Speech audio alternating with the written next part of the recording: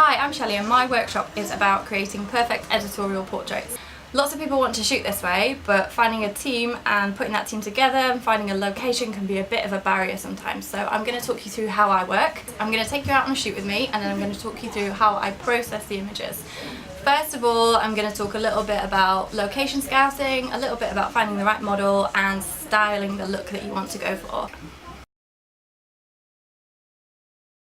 So I have a team that I regularly work with, but I do quite often work with other creatives such as hair and makeup artists and florists. But I'm very lucky to be based at a studio that I set up myself with the help of friends, where we have in-house florists and other in-house creatives like hair and makeup team. And I work with them quite regularly. If you don't have access to this kind of thing, if you don't have this kind of setup, firstly it is quite easy to set this up. You just need to find yourself a place, you need to find yourself the right people to work with, and you just need to get in there and get going. But if you can't do that, it's absolutely fine to work out of your living room. When I first started, I would put together shoots and we would meet at my house and we'd go from there. We'd use that as a bit of a base, use it as a green room for getting changed and things, and then shoot in locations that we'd drive to or just walk to that were nearby. I'm lucky that I live near to some woods and some lovely meadows as well, which started quite a lot of my early shoot work. There's some really great places online that you can find people to work with. Through social media is absolutely the best way, but you can also visit places like Model Mayhem and Purple Port looking for models. But to be honest, when I first started doing this, I just worked with friends that I knew. I did a lot of the styling myself. I don't tend to work with stylists very often, although it is lovely when you do get to work with a stylist because then you don't have to worry about all the wardrobe and things like that. But if you've got an image in your head, it's very difficult for someone else to be able to see that image and see what it would take to visualise that. So it's a lot easier to translate it yourself and do the styling yourself, especially when you're starting out. When you start working for clients on these kinds of shoots, you're going to need to translate someone else's image, so it's good to have a stylist on board at that point. I have a few go-to locations around my city, Sheffield, which I use quite often. I rarely shoot in the studio and more often than not shoot outdoors, which obviously can be quite tricky with the weather.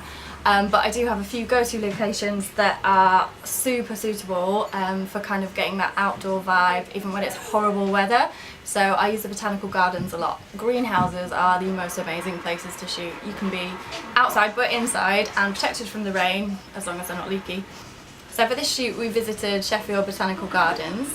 It's part of a set that I've been working on for a vintage magazine with some colleagues of mine. I've been working with a florist and hair and makeup people, as well as 2 dress boutiques who've been lending original vintage dresses. So what we want to create is the look of each decade styled sort of through a bridal style. This shoot that we're on now is for the decade of the 70s, which is my absolute favourite. So we went really big with the flowers. I gave a brief to Tracy, our florist, and also the hair and makeup artists Jen and Nat, and they worked that up absolutely brilliantly. That's only come from a lot of experience working together. We kind of know exactly what each other's going for now, and we don't really need to share that much information. If we can just say, I've got this idea, they'll just know exactly what I'm thinking, and vice versa. In the early days, it was definitely always important to put together a Pinterest board to try and demonstrate the style that you're looking for, or just a page on your website, a secret page that's got a bit of a mood board, some images. They don't need to be your own images, it can be someone else's images. They're not going to be publicly displayed. It's just a way to gather information and be able to demonstrate that to the other people on the creative team of what you're trying to achieve. And you do need to be really clear with that kind of brief. Because everyone's creative and everyone has their own ideas, but if it's your shoot and you're putting it together, then you really need to put across your ideas for the overall look of the shoot that you're going for. So when I look for a location, I'm always looking at light over background. Quite often the background can be edited in Photoshop a lot easier than adding lighting effects. I don't generally use artificial lighting, I look for natural light. So I work a lot out in gardens, so I'm constantly looking for the sort of golden hour lights, the early morning, the late evenings, but sometimes that's not practical. So that's one of the beauties of working in the greenhouse, is that you can look for the soft light that's coming between the leaves and falling through the branches, when you don't have that kind of soft light outside. It might be horribly stormy or like overcast or raining, but it doesn't affect you when you're in here. So the instructions that we gave Beth, our lovely model for this shoot, were to really kind of, and they sound a bit silly to be honest, but they often do, really kind of embrace your inner hippie, go really ethereal, you're having a really great time. So we wanted her to pull out the sort of 70s dreamy bridal look. We want her to get really, really into character, and that's the way that I kind of work with all of my models, is to really try and get them to embrace the character that they are playing. So quite often that can come along with some quite strange instructions like look a bit more bored, look a little bit more vacant. But it's whatever it takes for you to get that effect that you need. Shoot constantly, shoot loads. I shoot absolutely loads, and what I tend to go for are the shots that are kind of in between the poses. So we'll move from one pose to another in quite a fluid way. I tend to get my models to keep moving, just small movements, just gentle kind of like in between poses, not dramatic poses at all.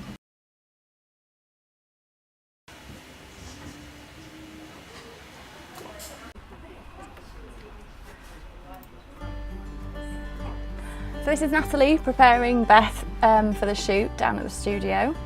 Natalie's our lovely in-house makeup artist. Beth's an agency model, and she came up from London for the day to work on a TFP, time for print basis. It's really great to be able to shoot editorials in this way, and the agency don't charge you anything as long as you pass the images back over to them.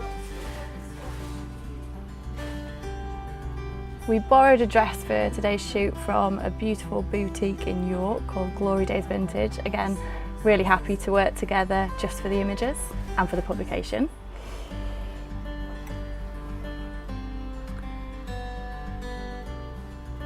So we headed out to the location, and while we're there I'm always looking for light over background, light first and then finding beautiful backgrounds to work in.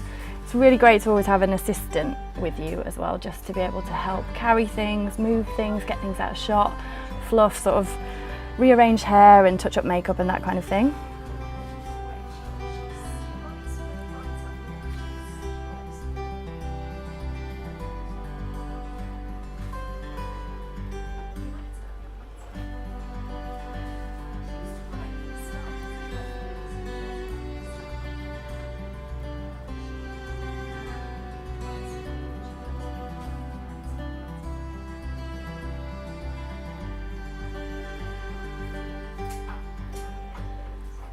I always try and demonstrate poses for models, and I think if you can't do it yourself then it's a bit unreasonable to ask them to do anything. So demonstrating is the best way to show them exactly what you're after. Generally it's about looking for light, finding your backgrounds after that, and keeping moving, keeping shooting absolutely loads. Try and get as much in as you possibly can in a short space of time. I think for this shoot we were out for about 30 minutes, and then we were headed off back to the studio and we were done.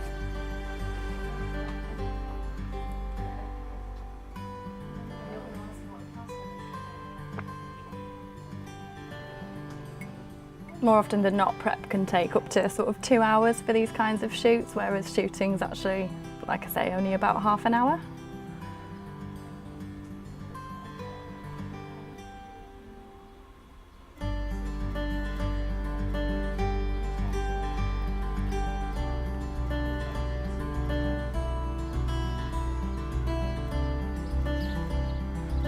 So in that 30 minutes probably took about 600 images. Probably edit that down to only about 10 for the actual publication. But now it's my favourite time, editing time.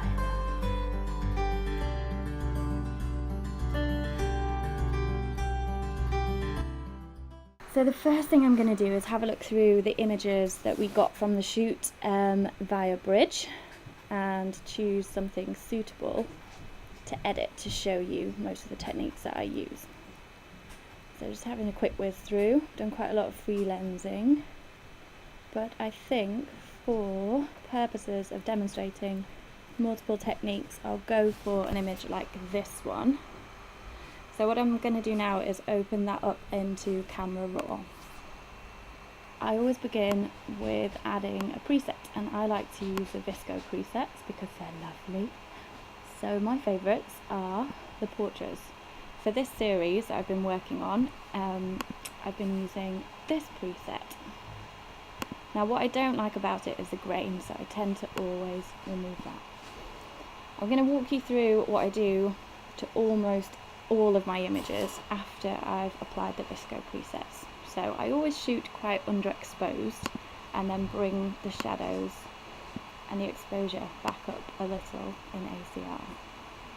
For this set in particular, because it's for a vintage magazine and it's all about vintage bridal, I've been taking the tones very, very yellowy, very orangey. So I'm moving down the hues in the yellows and the green sections. Field. I also use a lot of split toning in my images. I like really, really milky porcelain skin, so I tend to add blues into the highlights. And especially for editorial fashion style images, I'll quite often add a little red, a little warmth into the shadows. The next thing I almost always do is desaturate the greens, just a tad. To add to the porcelain effect of the skin, I tend to up the luminance on the orange slider, which really makes the model's face and features pop out. Okay, once I'm happy with that, I'm going to open that image into Photoshop. So, have a little zoom in and have a look at things. Okay, so there's a few things that I want to work on further with this image. I want to do a little bit of retouching, especially around the skin. I want to sharpen the image up, and I'm going to use a high pass filter for doing that. And I also want to remove these lines around here because I find them really visually distracting and a little bit annoying. So we'll start off with a little bit of retouching. So I'm going to zoom right into Beth's lovely little face. Okay, so I have a set of actions that I use, basically just to save me time, and I've called them time savers in a little folder. The main tools that I use are frequency separation for touching up skin and hair and clothing and things like that. Dodge and burn, just for brightening things up and adding that editorial finish, and a sharpening layer.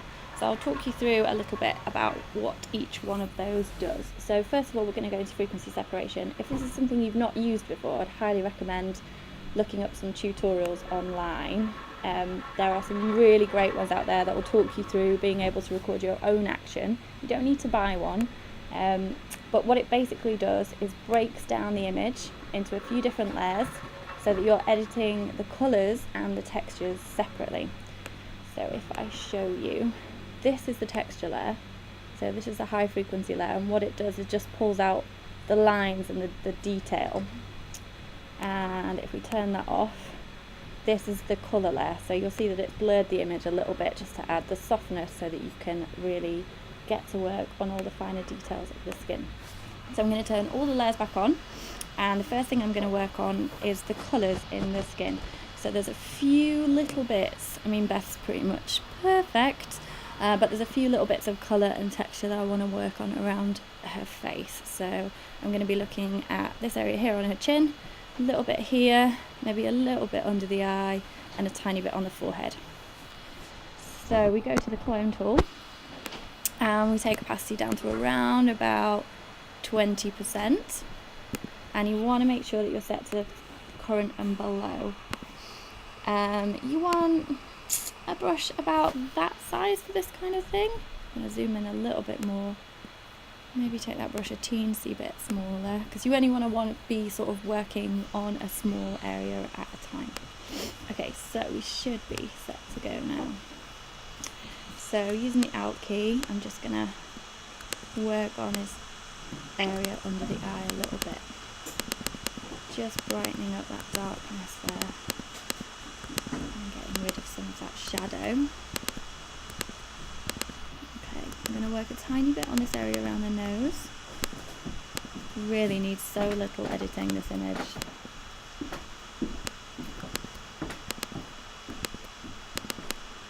So So all I'm doing is picking up areas of colour, moving them around a little bit just to even out the skin tone, get rid of any obvious blemishes or anything like that. There's a little bit on the neck as well that I might do just to get rid of a few of those little creases. This is something that I do on quite a lot of my images. Obviously a lot more in my fashion work than my wedding work, but I'm not adverse to doing a little bit of retouching on my wedding images. The reason for that is that I want to make everybody feel as beautiful as the models that I use in my fashion shoots. So if I can create that through a small amount of retouching that's just going to make people look at their images and go, holy crap, I'm really gorgeous, then that's something that makes me really, really happy. Okay, now I'm going to go to the high frequency layer. Oh, battery's dying. So what I'm going to work on there is the current layer. I'm going to waz the opacity up to 100 and make my brush a tiny bit smaller. So there's just a few little details that I want to work on here with this. So there's a couple of little lines on the forehead that I want to get rid of. This part is great for getting rid of stray hairs as well, if you want to make them disappear. And that is pretty much it. Tiny little bit here, tiny little bit there, and a few tiny bits around the neck here. Okay, that's looking really nice. So what I'm going to do now is select all of those layers and merge them together. The next step is to go into dodge and burn. I'm going to go onto one of my other actions now, and we are going to select the dodge and burn layer. So basically all this does is adds a new layer, which is a soft light layer. So I'll play back and show you. Here we go. So this is a non-destructive layer that we're going to work into, that's going to help us brighten up certain areas, shade down other areas. So I'm going to work a little around the eyes. So I'm going to want that to be about 9-ish, 10-ish%. There we go, that's better. I'll zoom right in. So I'm just going to brighten the eyes up a tiny bit. I don't want to make them overly bright because then she'll just look like a doll and she won't look real. I'm going to go really tiny on my brush and get right into the eyes.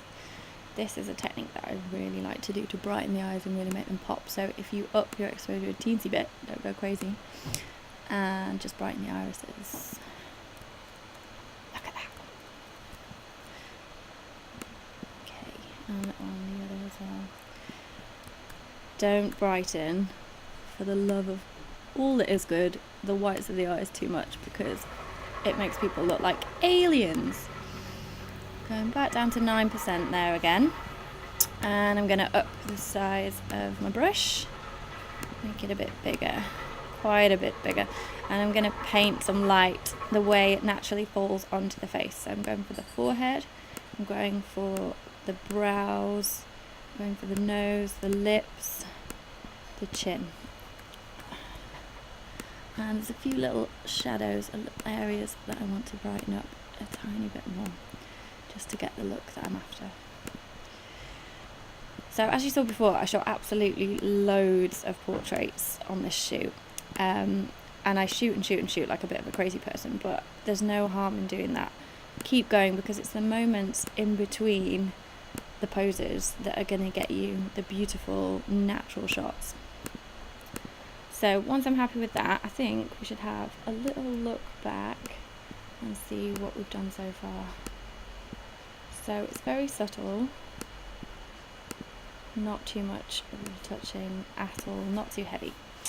Fairly happy with that. I'm going to go into the burn tool and again make it quite large, quite soft. Watch that exposure. Again, you want to be around 9-10%, and I'm just going to bring in a little bit of darkness around some shaded areas.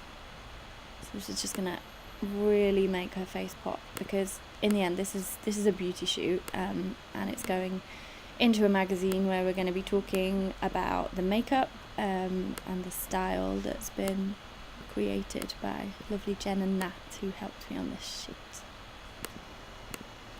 So I'm going to go tiny brush again and do a little bit of close-up work around the eyes.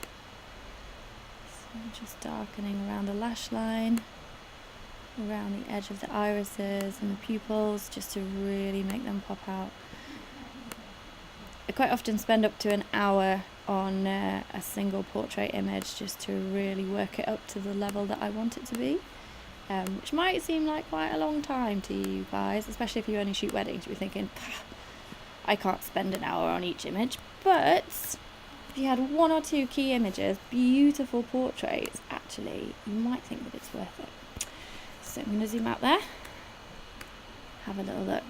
Right, okay, I am fairly happy with that. I'm going to merge those layers so that we've just got one now. Look at the overall image. So I want to get rid of these lines, or at least soften them so they're not so blooming obvious. So I'm going to start really simply just with the spot heal tool. I always have my settings set to content aware for this kind of thing. And I'm just going to basically follow these lines over. So this looks pretty terrible as it is. I wouldn't leave it like this, but this is just to get rid of the worst of it. Okay.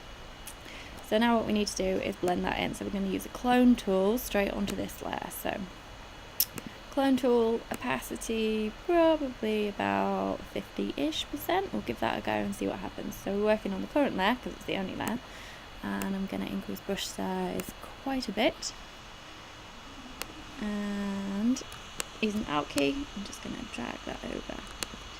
So I'm just aiming to blend these in.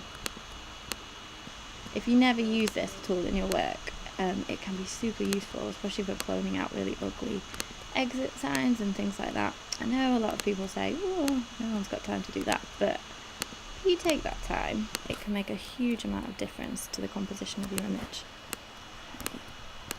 So you can see that's really starting to soften out those lines, so it's not drawing your attention quite so much. You're drawn to Beth and the beautiful flowers and makeup.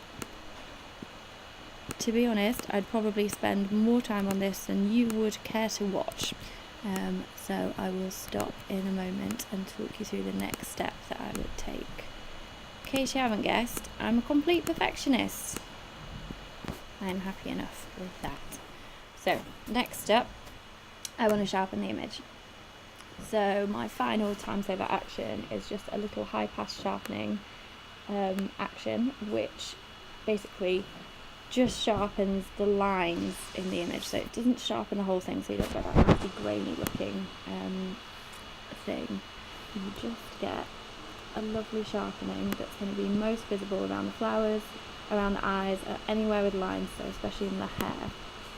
So I'm going to apply that and then we'll whiz back and see what the difference is. There we go. So you can see that pop out almost straight away. Sometimes when you apply the sharpening, it makes you more aware of a few details that you just want to get rid of. So there's a few tiny bits that I'm going to go back in with the spot heal tool and just correct a few tiny little bits.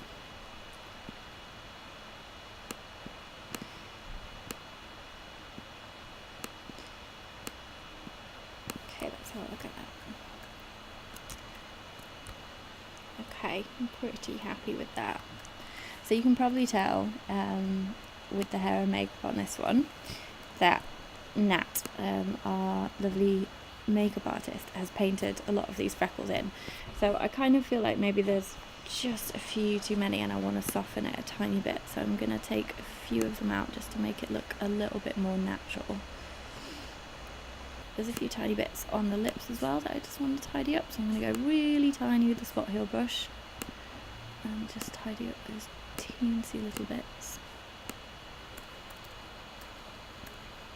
Okay.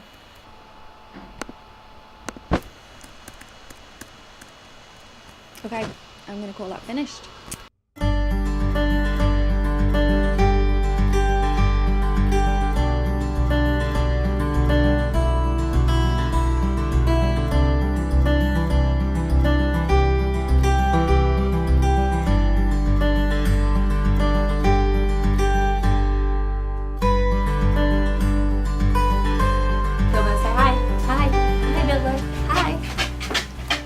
our office dog Bilbo.